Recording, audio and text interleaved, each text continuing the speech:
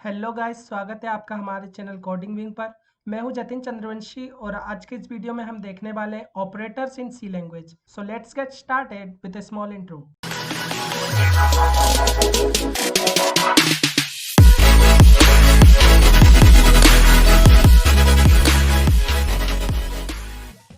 सो guys, programming language में operator एक ऐसा सिंबल होता है जो कि आपके ऑपरेंड्स के ऊपर ऑपरेशन परफॉर्म करता है।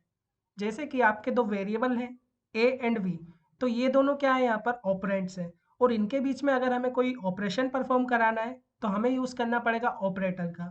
फॉर एग्जांपल, यहाँ पर एक्स असाइनमेंट ऑपरेटर ए प्लस बी लिखा हुआ है, तो यहाँ पर प्लस एंड ये जो इक्वल टू का साइन दिख रहा है यहाँ पर आपको, ये बेसिकली इक्वल टू नहीं है, इसको प्रोग्रामिंग में बोला जाता है असाइनमेंट ऑपरेटर। ये क्या करता है कि इन दोनों के ऊपर जब एडिशन परफॉर्म होगा तो इनका जो भी रिजल्ट आएगा उसको एक्स के अंदर असाइन कर देगा। तो इससे एक्स के अंदर जो वैल्यू स्टोर्ड होगी वो बेसिकली ए प्लस बी का रिजल्ट होगा। तो प्रोग्रामिंग लैंग्वेज के अंदर बेसिकली एक से ज़्यादा तरह के ऑपरेटर्स होते हैं।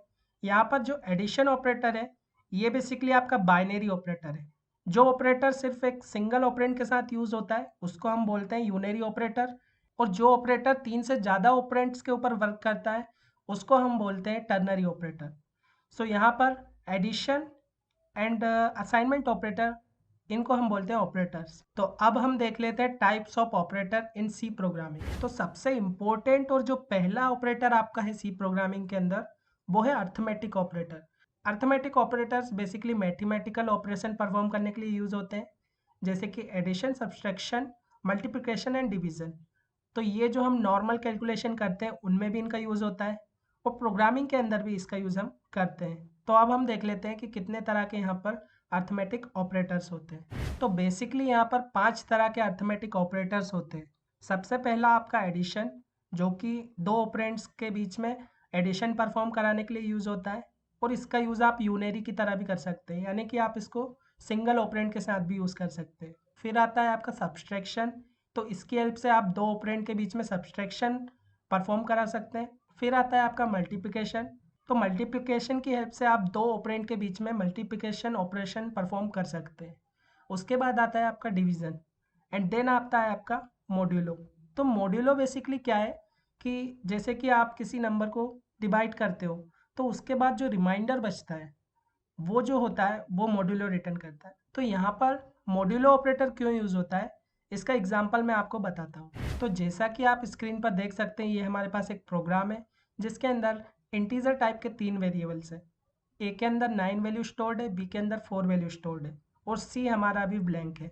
तो सी के अंदर हम बेसिकली रिजल्ट को स्टोर कराएंगे। तो सबसे पहले हमने ए प्लस बी का एडिशन परफॉर्म कराकर उसको सी के अंदर असाइन किया हुआ है। उसके बाद हमने सी की वैल्यू को प्रिंट किया हुआ है। ऐसे ही हमने यहाँ पर सब्सट्रैक्शन किया, मल्टीप्लिकेशन किया एंड अब आते हैं हम डिवीज़न पर।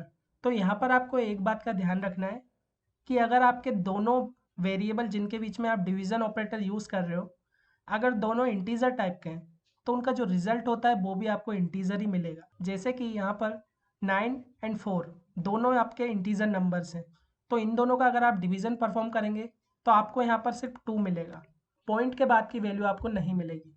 क्यों? क्योंकि आप उसको इंटीजर को इंटीजर से डिवाइड कर रहे हो। अगर आप किसी इंटीजर को फ्लोट से डिवाइड करते हो तो आपका जो रिजल्ट होता है वो भी फ्लोट में आता है। तो ये अभी हम आगे समझेंगे। अभी मैं आपको सिंपली मॉड्यूलो ऑपरेटर बता देता हूँ।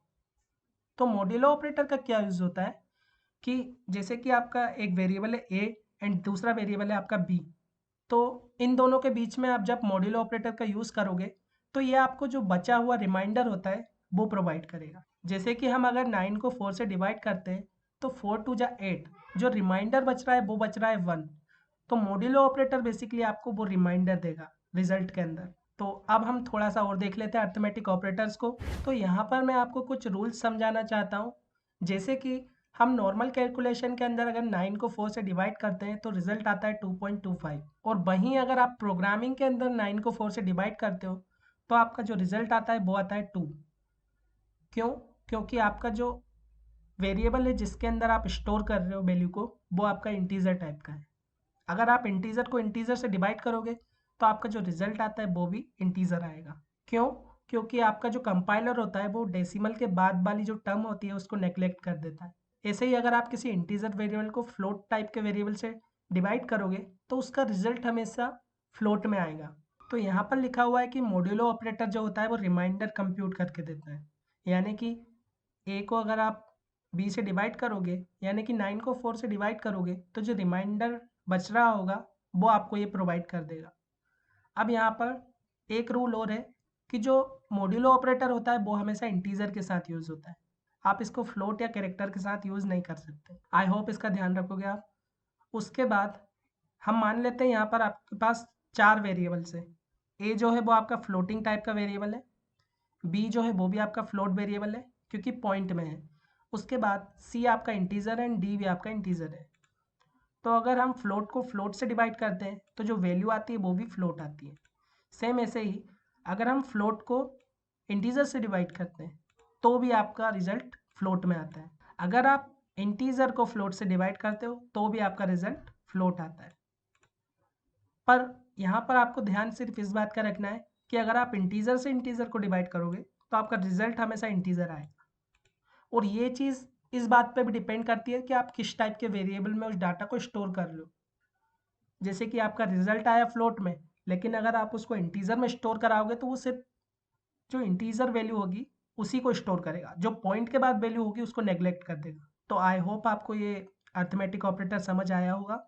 अगर वीडियो अच्छी लगी है, हेल्पफुल रही है, तो वीडियो को लाइक करें, अपने फ्रेंड्स के साथ शेयर ज़रूर करें और हमारे चैनल कोडिंग विंग को ज़रूर सब्सक्राइब कर लें, क्योंकि हम यहाँ पर कोडिंग की वीडियो लाते रहेंगे ताकि आपको कहीं भी बाहर जाकर कोडिंग सीखने की ज़रूरत ना पड़े। थैंक यू गाइस, मिलते हैं आपसे नेक्स्ट वीडियो में।